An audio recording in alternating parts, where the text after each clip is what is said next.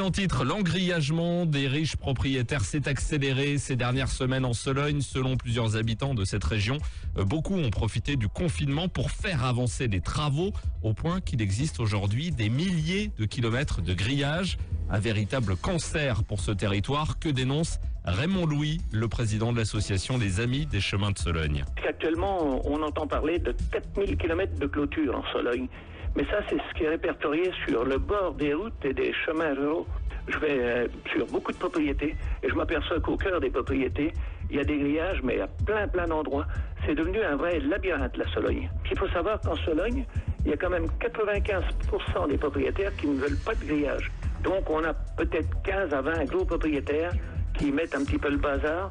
Parce que de l'instant qu'il y a une propriété qui est close, il faut s'imaginer tous les déplacements d'animaux qui se faisaient autrefois de la forêt d'Orléans, forêt de Vierzon, forêt de Blois. Ça se déplaçait entre ces grands territoires. Aujourd'hui, tout est bloqué.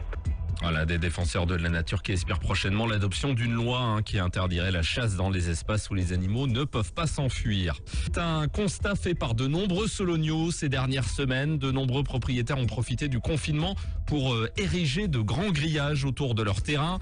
Une véritable aberration car la première conséquence, c'est que les animaux ne traversent plus les territoires comme ils le faisaient auparavant.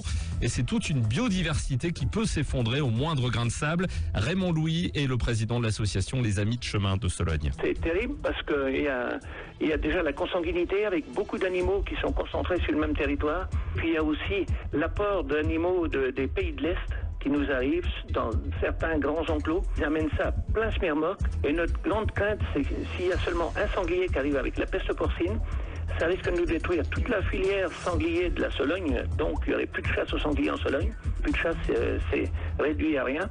Et en surplus de ça risque de tomber sur les porcs domestiques. Alors il y a toute une filière agricole qui se retrouverait impactée par la peste porcine.